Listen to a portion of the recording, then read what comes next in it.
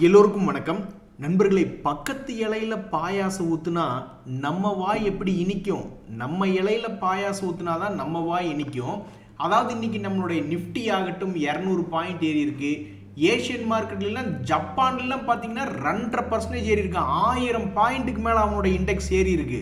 So இன்னைக்கு கவலைகள் தீரும்படியாக நம்மளுடைய மார்க்கெட் ஏறினதுக்கு நம்ம காரணம் இல்லை, அமெரிக்காவுக்கும் சைனாவுக்கும் இடையில வர்த்தக ஒப்பந்தம் முடிவுக்கு வருகிறது, கன்ஃபார்ம் ஆயிடும் அப்படின்ற ஒரு தகவல்னால தான் இன்னைக்கு பல மார்க்கெட்டுகள் ஏறி இருக்கு.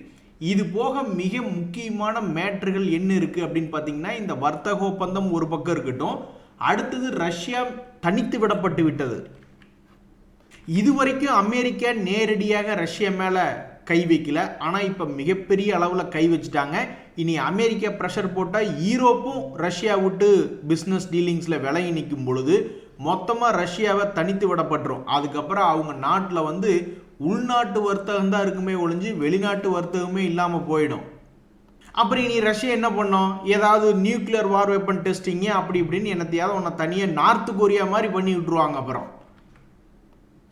ஸோ ஷேர் மார்க்கெட்டில் இருக்கக்கூடிய இன்னொரு மிக முக்கியமான மேட்ரு என்னென்னா, ரஷ்யா ஓகே இனிமேல் நாங்கள் அமைதிக்கு ஒத்துக்கிறோம் அப்படின்னு இந்த வருஷத்துக்குள்ளேயே அமைதிக்கு ஒத்துக்கிட்டாங்கன்னா அது ஒரு மிக முக்கியமான ஒரு மேட்ராக ஷேர் மார்க்கெட்டில் இருக்குது. எல்லாரும் ஓரமாக போங்கய்யா எங்கால் வந்துட்டாரு அப்படின்ற மாதிரி இன்னும் ஒரு மிகப்பெரிய ஒரு பிரம்மாஸ்திரம் நம்ம கையில் இருக்குது. அமெரிக்காவில் rate cut, US fed rate cut இந்த வாரத்தில் புதன்கிழமை அன்னைக்கு அனௌன்ஸ்மெண்ட் பண்ணுவாங்களா, அது வியாழக்கிழமை. இப்போ கூட பாருங்க, நம்ம விஷயத்துக்காக நம்ம 172 பாயிண்ட் இப்போ நிஃப்டி ஏறிக்கு வந்திருக்கோம். குளோபலில் வேற எவனோ ஒரு இலையில பாயாசம் ஊற்றிருக்காங்க, அது இனிப்பாக இருக்கும்னு நம்ம பாட்டுக்கு ஏறிக்கிட்டு இருக்கோம். அது மாதிரி யூஎஸ் ஃபெட்டும் வரக்கூடிய புதன்கிழமை ரேட் கட் பண்ணாங்கன்னா அது நம்ம இந்தியன் மார்க்கெட்டில் ஏதாவது பாசிட்டிவாக இருக்குமோ அப்படின்ற ஒரு மிகப்பெரிய விஷயமாகவும் இந்த யூஎஸ் ஃபெட் ரேட் கட் பார்த்துக்கிட்டு இருக்கு. இப்போதைக்கு பல பேர் என்ன சிக்னல் சொல்றாங்கன்னா, ட்ரம்ப்புக்கு இப்போ எங்கே போனாலும் வெற்றியாக தான் இருக்கு, அதனால கண்டிப்பாக யூஎஸ் ஃபெட் ரேட் கடைசிக்கு ஒரு 1/4% குறைப்பாங்க அப்படின்ற மாதிரி தான் இப்போ மீடியாக்களில் பேச்சு போயிட்டு இருக்கு. So US fed rate cut மட்டும் கன்ஃபார்மாக ஒரு 1/4% ரேட் கட் பண்ணிட்டாங்கன்னா மறுபடியும் இன்னொரு நாள் சந்தோஷமாக இருக்கக்கூடிய வாய்ப்பு என்பது இருக்கிறது. நண்பர்களே, அடுத்தது நம்ம ஸ்டாக் மார்க்கெட்டில் மிகப்பெரிய ஒரு செய்தி என்ன அப்படின்னு பார்த்தீங்கன்னா, அதாவது ஒரு பேக்ரவுண்ட் இருக்குது பாருங்க. இந்த ஐடியா ஷேருக்கு ஏற்கனவே ஏதாவது ஒரு செகண்ட் சான்ஸ் கிடைக்குமா, ஏன்னா இப்போ கவர்மெண்ட் இதில் ஒரு அதிகமாக ஸ்டாக் வச்சிருக்கக்கூடிய ஒரு ஷேர் ஹோல்டர் ஆகிட்டாங்க நம்ம கவர்மெண்ட். ஆனால் இந்த ஐடியா ஷேர் லாஸ் மேக்கிங் ஷேராக இருக்குது. ஸோ இப்படி இருக்கும்போது மார்க்கெட்டில் என்ன யோசிச்சுக்கிட்டு இருக்காங்கன்னா, இந்த கம்பெனிக்கு ஏதாவது ஒரு செகண்ட் சான்ஸ் கிடைக்குமா அப்படின்னு பார்த்துக்கிட்டு இருக்காங்க. அது போக இன்னைக்கு அந்த ஐடியா ஷேருக்கு ஒரு தீர்ப்பு சாதகமாக வந்திருக்கு. இது ஏதாவது ஒரு கேம் சேஞ்சராக இருக்குமா அப்படின்னு மார்க்கெட்டில் எதிர்பார்த்துட்டு இருந்தாங்க. இதனால தான் அந்த தீர்ப்பு வந்த பிறகு மைனஸில் இருந்த இந்த ஷேர் அப்படியே ஒரு 10% இன்னைக்கு மேல் நோக்கி ஏறி 10 ரூபா பக்கத்துலலாம் ட்ரேட் ஆகிக்கிட்டு இருக்கு. ஸோ அப்படி என்ன ஒரு செய்தி வந்தது அப்படின்னு பார்த்தீங்கன்னா, அதாவது நம்ம டிபார்ட்மெண்ட் ஆஃப் டெலிகம்யூனிகேஷனுக்கு இந்த ஐடியா மட்டும் இல்லை, இது மாதிரி மொபைல் சர்வீஸ் கொடுக்கக்கூடிய பல கம்பெனிகளுமே அட்ஜஸ்டட் கிராஸ் ரெவன்யூ அப்படின்ற டியூ கட்டணும். அதாவது அவங்களுடைய மொத்த ரெவென்யூவில் ஒரு எக்ஸாம்பிளுக்கு டோட்டல் ரெவென்யூவில் ஒரு 8% பக்கம் இந்த மாதிரி லைசன்ஸ் ஃபீஸு, அந்த ஸ்பெக்ட்ரம் யூசேஜ் போன்ற பல்வேறு ஃபீஸுகளை நம்மளுடைய கவர்மெண்ட்டுக்கு கட்டணும். அப்படி ஒரு பிரச்சனை என்ன ஆச்சு அப்படின்னு பார்த்தீங்கன்னா, ஒரு கட்டத்தில் 2016-17 சமயத்திலாம் ஒரு 10,000 கோடி மதிப்புக்கு கம்மியாக இந்த ஐடியா கம்பெனி நம்ம கவர்மெண்ட்டுக்கு கட்ட வேண்டியதாக இருக்குது. அதை கொஞ்சம் ஏதாவது பண்ணுங்க, ரீகன்சிடர் பண்ணுங்க அப்படின்ற மாதிரி கோர்ட்டு வாசலில் படி ஏறி இந்த ஐடியா ஷேர் உட்காந்துக்கிட்டு இருக்கீங்கள. இப்போ நம்ம கோர்ட் என்ன சொல்லுதுன்னா, கிட்டத்தட்ட ஆல்மோஸ்ட் பார்க்க போனீங்கன்னு வச்சுக்கோங்களேன், 20 கோடி பயனாளிகள், எவ்வளவு நம்ம நாட்டில் 20 கோடி பயனாளிகள் இதை யூஸ் பண்ணிக்கிட்டு இருக்காங்க. அது போக கவர்மெண்ட் அதிகமான ஷேர் ஹோல்டிங் இந்த ஐடியா ஷேரில் வச்சிருக்கு. இத்தனை விஷயம் இருக்கிறதுனால ஏன் கவர்மெண்ட் ஒரு ரீகன்சிடர் பண்ணக்கூடாது, ஏதாவது ஒன்று பேசி குறைச்சி விடுங்க அல்லது ஏதாவது ஒன்று பண்ணுங்க, இது ஏன் நீங்கள் பண்ணக்கூடாது அப்படின்னு கோர்ட்லேருந்து இப்போ ஒரு தீர்ப்பு வந்துருக்கு. இப்படி ஒரு விஷயம் வந்தங்காட்டி தான், இந்த சுப்ரீம் கோர்ட்லேருந்து இப்படி ஒரு விஷயம் வந்தங்காட்டி தான் டபக்குன்னு இன்னைக்கு 10% ஏறிட்டான். அதாவது இது ஒரு காலத்தில் 7 ரூபா தான் இருந்தது, ஒரு தடவை வாய்தா வாங்கினாங்க, அதுக்கு கொஞ்சம் ஏற்றி விட்டாங்க, மறுபடியும் வாய்தா வாங்கினாங்க, மறுபடியும் ஏற்றி விட்டாங்க, கடைசியில் இன்றைக்கி தீர்ப்பு வந்துருச்சுன்னு சொல்லி அதுக்கு ஒரு 5% 10% ஏறி ட்ரேட் ஆகிட்டு. ஸோ ஒரே நியூஸுக்கு 7 ரூபாயிலிருந்து 10 ரூபா வந்துட்டது இவன் ஒருத்தனாக தான் இருப்பான். இனி அடுத்தது என்ன, அடுத்தது என்னென்ன செய்திகள் வருது அப்படின்றது பொறுத்திருந்து பார்க்கணும். இன்னைக்கு தேதியில் இந்த ஐடியா ஷேர் ஆல்மோஸ்ட் 10 ரூபாய் பக்கத்தில் வந்து நெருங்கி ட்ரேட் ஆகிருக்கு. இந்த மாதிரி சுப்ரீம் கோர்ட்டிலிருந்து வந்த செய்தி தான் காரணம். ஸோ 2024க்கு பிறகு 200 டேஸ் மூவிங் ஆவரேஜே தாண்டாத இந்த ஐடியா ஷேர் இது வரலாற்று பிழையா அல்லது வரலாற்று கரெக்டா அப்படின்றது தெரியாமல் தற்போது செப்டம்பர் மாதத்தில் 200 டேஸ் மூவிங் ஆவரேஜ் தாண்டி 8 ரூபாய்க்கு மேலே ட்ரேட் ஆகி கொண்டிருக்கக்கூடிய ஒரு பங்காக இந்த ஐடியா ஷேர் இருக்குது. இனி இதனுடைய வாழ்க்கையில் அடுத்த கட்டமாக கவர்மெண்ட் என்ன சொல்ல போகிறது அப்படின்றது பொறுத்திருந்து பார்க்கணும். இந்த பங்கினுடைய மூவ்மெண்ட் இது வரைக்கும் எப்படி நடந்திருக்கு அப்படின்னு பார்த்தீங்கன்னா 2021களில் 6 ரூபாயிலிருந்து 18 ஒரு முறை போயிருந்தான். 2022 இந்த பங்கு சம்பாரிச்சே கொடுக்கல, மொத்தமாக கும்பா பாட்டு பாடி விட்டான். 2023களில் மறுபடியும் 6 to 18 ஒரு ரவுண்டு போனான். அப்புறம் மறுபடியும் 2024களில் இந்த பணம் இந்த ஷேர் எதுவும் பெருசாக சம்பாரிச்சு கொடுக்கல. அதுக்கப்புறம் இப்போ 2025லும் பெருசாக எதுவும் சம்பாரிச்சு கொடுக்கல. ஸோ இப்போதைக்கு இந்த பங்கு வச்சிருக்கிறவங்க அட கடைசிக்கு ஒரு 18 ரூபா கூட நீ வரமாட்டியா அப்படின்ற மாதிரி பாவம் 2 வருஷமாக ஏங்கி தவிச்சுக்கிட்டு இருக்காங்க. அவங்களுடைய வாழ்க்கையில் அடுத்தது என்ன நடக்குது அப்படின்றது பொறுத்திருந்து பார்க்குறதுக்கு ரொம்ப சுவாரஸ்யமாக இருக்குது. நண்பர்களே, இன்னொரு மிக முக்கியமான செய்தி பாருங்கள். இந்த மாதமே முடிய போது எஃப்ஐஎஸ்னுடைய செல்லிங் ப்ரெஷர் என்பது பெருசாக மார்க்கெட்டுக்குள்ள நம்ம தான் இப்போ பல நியூஸ்களை பார்த்துக்கிட்டு இருக்குமே. டிஐஸ் வந்து 25,000 கோடி எல்லாம் எஸ்ஐபி மூலியமாகவே பணம் வந்துக்கிட்டு இருக்கு அப்படின்ற மாதிரிலாம் செய்திகள் பார்த்துருந்தோம். ஸோ இந்த மாதத்தை பொறுத்த வரைக்கும் டிஐஸுடைய கை மிகவும் பெரிய அளவில் மேலோங்கி நிற்கிது. ஏன் எஃப்ஐஎஸ் விற்கிறத நிறுத்திட்டாங்க அப்படின்றது தெரில. ஒரு மாதமே முடிய போகுது. மாதத்தினுடைய தொடக்கம்னா கூட எப்படி வேணாலும் மாறலாம் இல்லையா? ஸோ தொடர்ந்து 3 மாதமாக 35,000 40,000 கோடி 50,000 கோடின்னு விற்று கொண்டிருந்த எஃப்ஐஎஸ் ஏன் இந்த மாதத்தில் விற்கவும் செய்யல வாங்கவும் செய்யல, என்ன காரணம் அப்படின்றது ஒரு மிகப்பெரிய ஒரு கேள்வியாக இருக்குது. ஸோ இப்போதைக்கு ஒரு 3 முக்கியமான மேட்ருகள் அப்படின்றதுல அடுத்த மாதம் இந்த எஃப்ஐஎஸ்னுடைய டேட்டாவும் முக்கியமான டேட்டாவாக சேருமா அப்படின்றது ஒரு கேள்வியாக இருக்குது. இன்னைக்கு மார்க்கெட்டில் 2 மிக முக்கியமான தகவல். இந்த Q2 ரிசல்ட்டில் பெரிய கம்பெனி ஆனால் எகிரி விட்டான் அப்படின்ற மாதிரி எகிரிய ஒரு பங்குல ரிசல்ட் சீசனில் இந்த கோஃபோர்ஜ் அப்படின்ற ஒரு பங்கு ஒன்று சில நாட்களுக்கு முன்னாடி 1,500 ரூபாயில் பக்கத்தில் ட்ரேட் ஆகி கொண்டிருந்த இந்த பங்கு இப்போ ஒரு 300 ரூபாய் ஏறி மேலே வந்திருக்கு. இனி அடுத்தது இந்த பங்குனுடைய மூவ்மெண்ட் எப்படி இருக்குன்னு தெரிஞ்சுக்கிறதுக்கு பலர் ஆர்வமாக இருக்காங்க.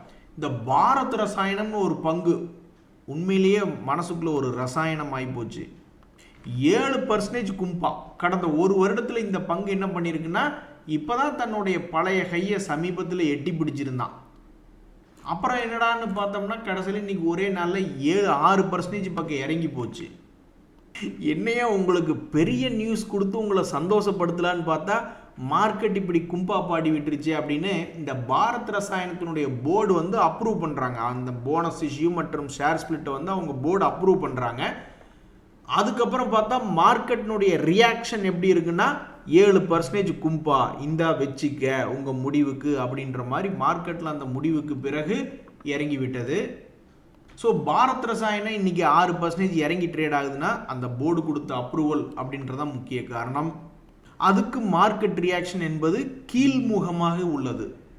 நண்பர்களே, இன்னைக்கு ரிசல்ட் சீசன்களை பொறுத்த வரைக்கும் பார்த்தீங்கன்னா பல பங்குகள்லாம் வந்து இந்த மாதிரி ரிசல்ட் வந்தால் தான் அந்த பேரே நம்ம படிப்போம். ஒரு உதாரணத்துக்கு இந்த ஹட்சன் அக்ரோ, இந்த சோனா பிஎல்டபிள்யூ, இது மாதிரி எத்தனையோ பங்குகள். இந்த இண்டஸ் டவர்லாம் வந்து இன்னைக்கு ஐடியா ஷேர் பொழைச்சிக்கிட்டேன்னா நானும் பொழைச்சிக்குவேன் அப்படின்ற மாதிரி இண்டஸ் டவர்லாம் இன்னைக்கு மேல் நோக்கி ஏறி ட்ரேட் ஆகிட்டு இருக்கு. ஸோ இன்னைக்கு வரக்கூடிய ரிசல்ட்டுகளுமே முக்கியம்தான். ஏன் அப்படின்னா பல பங்குகள் இன்னும் சபைக்கே வரல.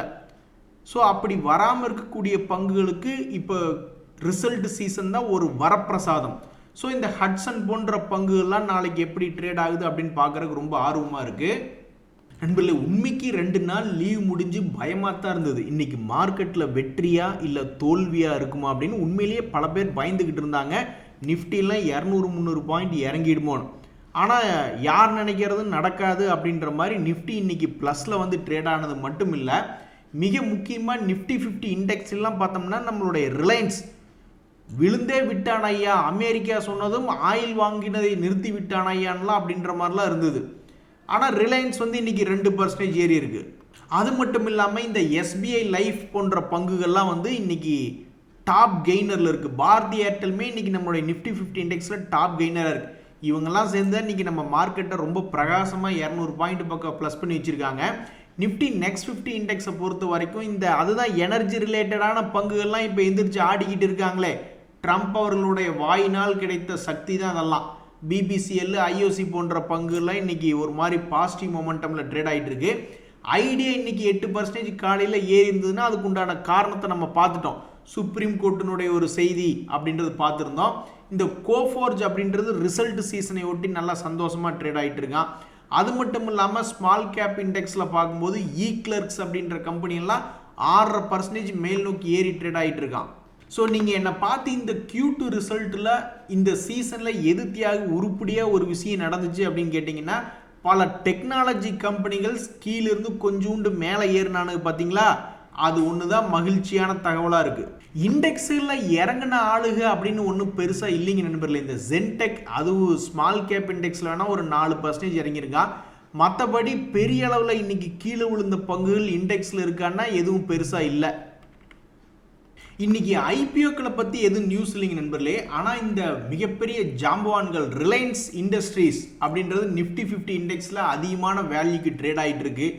இது நம்மளை மேலே தூக்கிட்டு போகிறக்கா இல்லை கீழே தூக்கிட்டு போகிறக்கான்னு தெரில.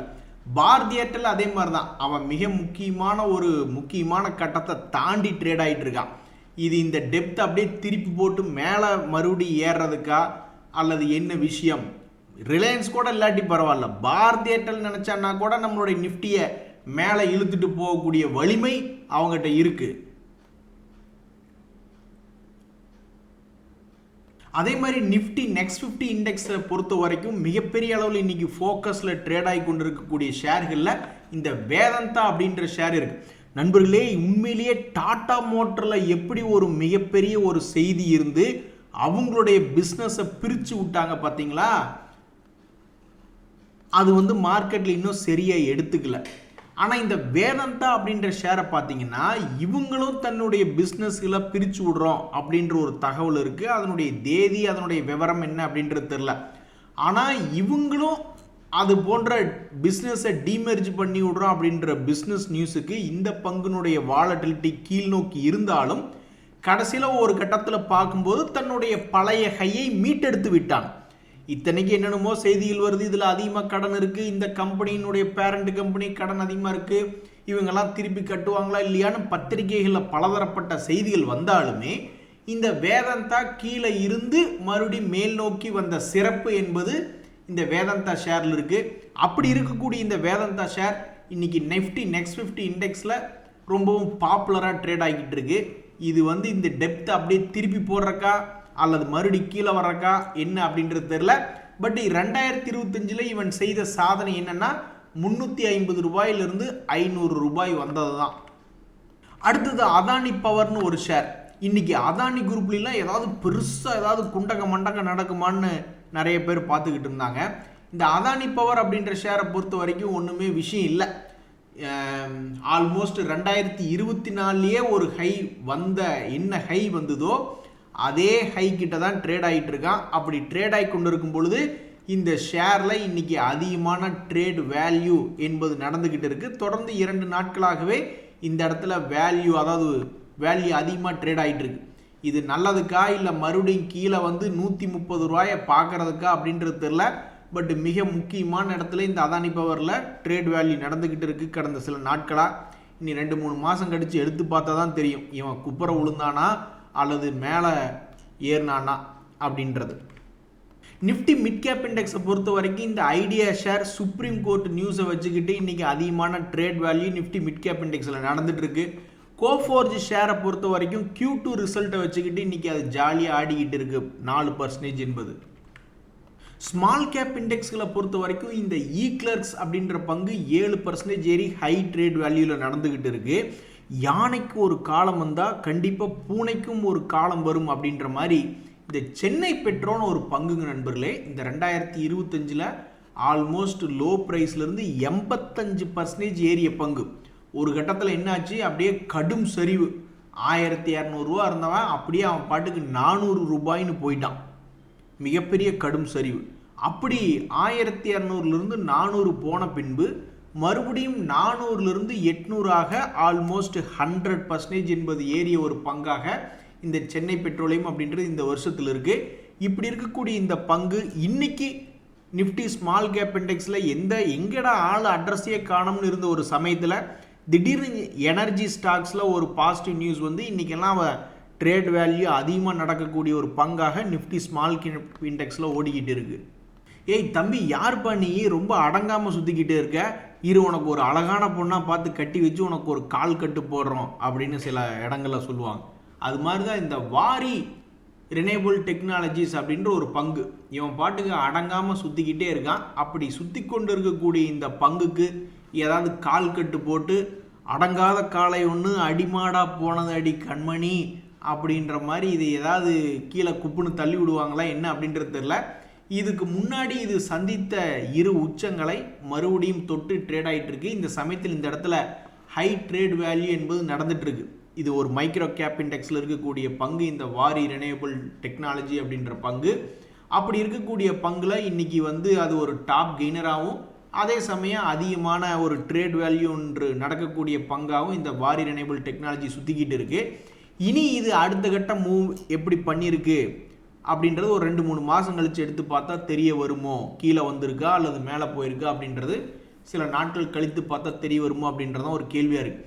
சவுத் இந்தியன் பேங்க் அப்படின்ற ஷேர் சமீபத்தில் நல்லா சம்பாரித்து கொடுத்த ஷேர், அது இன்றைக்கி 1% ஏறி இருக்குது. ஆனால் ட்ரேட் வேல்யூ என்பது அதிகமாக நடந்துக்கிட்டு இருக்குது. ஸோ பெரிய குரூப் விற்றுக்கிட்டு இருக்கா இல்லை பெரிய குரூப் புதுசாக வந்து வாங்கிக்கிட்டு இருக்கா என்னன்றது தெரில. அந்த இடத்துல அதிகமான ட்ரேட் வேல்யூ என்பது சவுத் இந்தியன் பேங்க் ஷேர் ப்ரைஸில் நடந்துக்கிட்டு இருக்கு. இதுதான் மைக்ரோ கேப் இண்டெக்ஸில் பற்றிய ஒரு தகவல். மிகவும் குறைந்து ஒரு கும்பா குட்டியாக மாறி ட்ரேட் ஆகி கொண்டிருந்த ஒரு ஷேர் தான் இந்த ஆர்பிஎல் பேங்க் அப்படின்ற ஒரு ஷேர். திடீர்னு கண்ணில் மண்ணை தூவி விட்டு மேல் நோக்கி ஏறி வந்த பங்குகளில் இந்த ஆர்பிஎல் பேங்க்கும் ஒன்று. கொஞ்சம் கொஞ்சமாக சின்னதாக ஒரு புளி மூட்டையை அடுக்கி வச்சு சின்னதாக ஏறியே 150 ரூபாயிலிருந்து எந்த ஒரு பெரிய செய்தியிலையும் மாட்டிக்காமல் கொஞ்சூண்டாக ஏறி வந்த ஒரே பெருமை இந்த ஒரு ஷேரைத்தான் சேரும். ஒரு துளியாக ஏறி அவனை 10 ரூபாய் ஏறினா 300 ரூபா வரைக்கும் எந்த ஒரு நியூஸ்லையும் மாட்டிக்காமையே நைஸாக கண்ணில் மண்ணை தூவிட்டு வந்துட்டான். இப்படி வந்ததுக்கப்புறம் இந்த ஆர்பிஎல் பேங்க்கில் ஏகப்பட்ட செய்திகள் அடிக்கடி வருது. இப்போ கூட நீங்கள் பார்த்தீங்கன்னா எக்ஸ்சேஞ்ச் வந்து ஒரு கிளாரிஃபிகேஷன் கேட்குறாங்க. எப்போ இந்த ஒரு பத்திரிகை, அந்த பத்திரிகையில் வந்து இந்த மாதிரி உன்னை பற்றி எழுதிட்டாங்க, இந்த மாதிரி நீங்கள் ஜீரோதாவோட டிஸ்கஷன் பண்ணிக்கிட்டு இருக்கீங்களா, அந்த கிளைண்ட்டுகளுக்கெல்லாம் நீங்கள் பேங்க் அக்கௌண்ட் ஓப்பன் பண்ணுறீங்களா அப்படின்ற மாதிரிலாம் தகவல் வருதேப்பா, அது என்னப்பா அப்படின்ற மாதிரி இவங்ககிட்ட கேட்டிருக்காங்க. அதுக்கு இன்னும் ரிப்ளை வரல அப்படின்ற மாதிரியான ஒரு தகவல் ஒன்று படிச்சுக்கிட்டு இருந்தேன். ஸோ இந்த பங்கு கீழேலாம் இருக்கும்போது, இந்த எஸ் பேங்க்கில் வேணால் கீழே இருக்கும்போது செய்திகள் வந்தது, அது கீழே உளுந்து கிடக்கீழ ஜப்பான் நிறுவனம் ஏதோ ஒன்று எடுக்கிறாங்க அப்படின்ற ஒரு தகவல் வந்தோடனே அப்புறம் அவன் டொயங்கின்னு மேலே ஏறினான். அப்படி ஒரு தகவல் இருக்குது.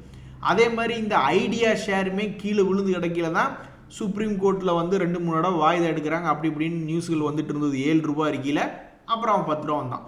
ஆனால் இந்த ஆர்பிஎல் பேங்க்கை பொறுத்த வரைக்கும் இந்த தகவல்கள் எல்லாமே இந்த ஏரியாவில் தான் சமீபத்தில் வந்துக்கிட்டு இருக்கு. ஸோ அப்படித்தான் இவங்க கேட்குறாங்க எக்ஸ்சேஞ்ச், இது என்ன, இந்த தகவலை கிளாரிஃபிகேஷன் பண்ணுங்க அப்படின்னு கேட்டிருக்காங்க. ஏன்னா எங்களை சித்த நேரம் சந்தோஷப்படுத்த விட மாட்டீங்களா அப்படின்ற மாதிரி தான் இந்த ஷேரை வச்சுருக்கிறவங்களாம் மனசில் ஃபீலிங்காக இருப்பாங்க. அதாவது இவன் மேலே 700 ரூபாயிலேருந்து இப்படி தரத்தட்டி 100 ரூபாய்க்கு போச்சு, அப்போல்லாம் ஒருத்தர் இதை கேள்வி கேட்க மாட்டேன்றீங்க. இப்போ இதை பற்றி இப்போ தான் கொஞ்சோண்டு மேலே வந்தான், யாருக்கிட்டேயும் வம்பு தும்புக்கு போகாமல் அவன் பாட்டுக்கு சிவனேன்னு கண்ணில் மண்ணை தூவி மேல் நோக்கி ஏறி வந்துக்கிட்டு இருந்தான். கரெக்டாக இந்த நேரமாக பார்த்து ஏகப்பட்ட செய்திகள் வருது அப்படின்னு ஃபீல் பண்ணிக்கிட்டு இருப்பாங்க. நண்பர்களே, இப்போ நான் சொல்லக்கூடிய தகவல் சும்மா சட்டைக்காலரை தூக்கி விட்டு பெருமைப்பட்டு கொள்ளும்படியாக ஒரு தகவல். அதாவது வாவு சிதம்பரனார் அப்படின்றது பேரை கேட்டாவே ஒரு மாதிரி புல்லரிக்கும். அவருடைய பெயரில் இருக்கக்கூடிய ஒரு துறைமுகம் விஓ சிதம்பரனார் போர்ட் அத்தாரிட்டி அப்படின்ற சம்மந்தப்பட்ட ஒரு தகவல் ஒன்று வந்திருக்கு. அதாவது கேஎம்இடபிள்யூன்னு ஒரு பங்கு, knowledge marine and engineering works அப்படின்ற பங்கு இன்னைக்கு 6% ஏறி இருக்கு. அதுக்கு மிக முக்கியமான காரணம் என்னன்னா, அவங்களுக்கு ஒரு 385 கோடி மதிப்பிலான ஆர்டர் கிடைச்சிருக்கு. எங்கிருந்து அப்படின்னு பார்த்தீங்கன்னா, விஓ சிதம்பரனார் போர்ட் அத்தாரிட்டியிலிருந்து அப்படின்ற ஒரு தகவல். இதை கேட்டோன்னே எனக்கு அப்படியே உடம்பெல்லாம் புல்லரிச்சிருச்சு. நன்றி, வணக்கம்.